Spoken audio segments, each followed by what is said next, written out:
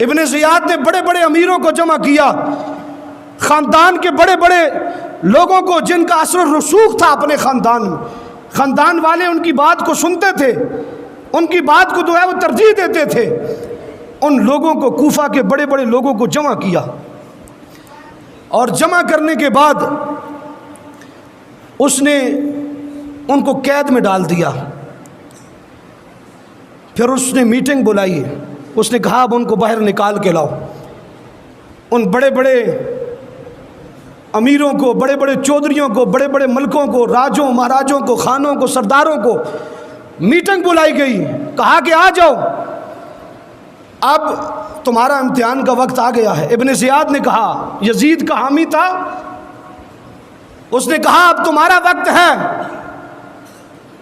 مسلم بن عقیل اپنا کام کر رہا ہے، اب تم نے اپنا کام کرنا ہے، ہم تمہیں کھلا رہے ہیں، کس لیے کھلا رہے ہیں، ہم تمہیں اتنا فنڈ دے رہے ہیں، کس لیے دے رہے ہیں، اب وہ وقت آ گیا حلال کرنے کا، اپنے خاندان والوں کو لالچ دو، اپنے خاندان والوں کو جو کچھ تم کر سکتے ہو ان کو مجبور کرو اس بات پہ۔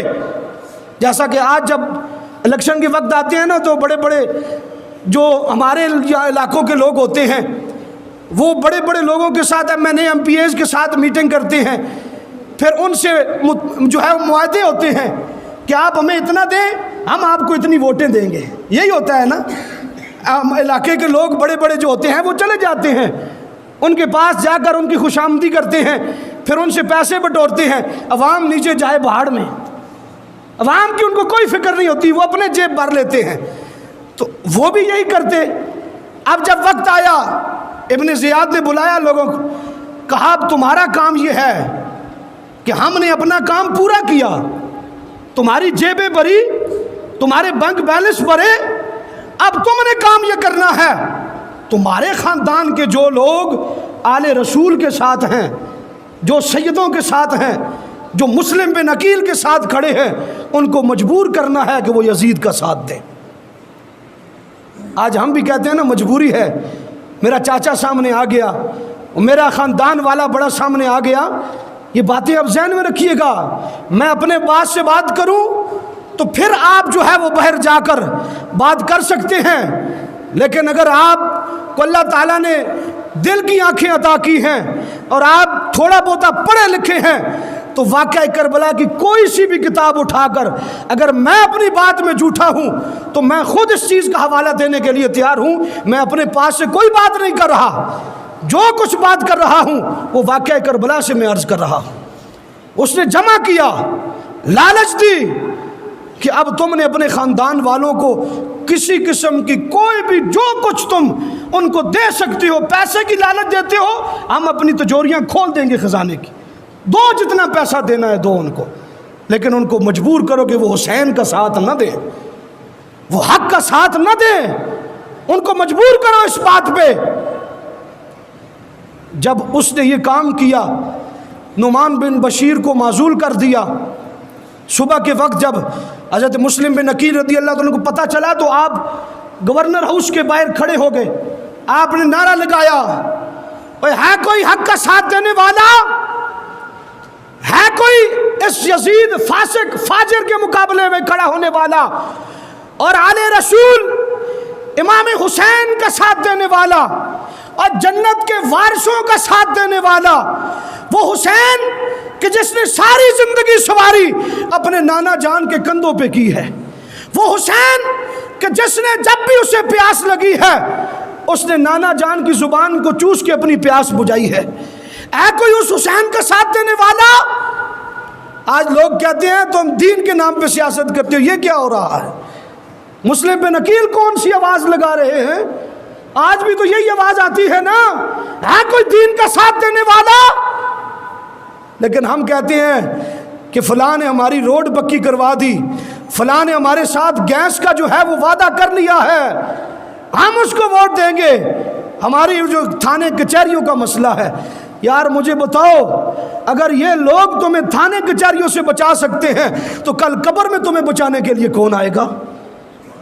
کرتوت ہم کرتے ہیں نا، گناہ ہم کر رہے ہیں، لیکن نبی پاک صلی اللہ علیہ وسلم نے فرمایا کہ جب کل قیامت کے دن میری گناہگار امت میرے پاس آئے گی، حسین تو نے صرف میں تم سے ایک ہی بات کی وصیت کرتا ہوں، تم نے صبر کرنا ہے، اللہ مجھے کل تمہارے صبر کا یہ بدلہ عطا کرے گا کہ تمہارے جسم سے ایک ایک قطرے کے بدلے میں اپنی گناہگار امت کی بخشش کراتا چلا جاؤں گا، میں اپنی گناہگار امت کی بخشش کروں گا۔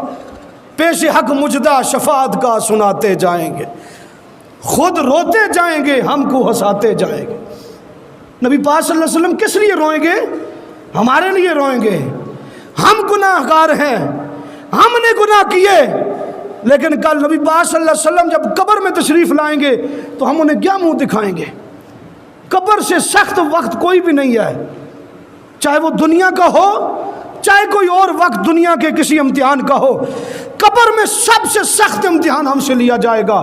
وہاں پہ کوئی بھی نہیں آئے گا، صرف نبی پاک صلی اللہ علیہ وسلم کی ساتھ آئے گی، حضور سامنے کھڑے ہوں گے، حضور ہی ہماری بخشش کروائیں گے، حضور ہی کی وجہ سے ہماری بخشش ہوگی، یاد رکھنا۔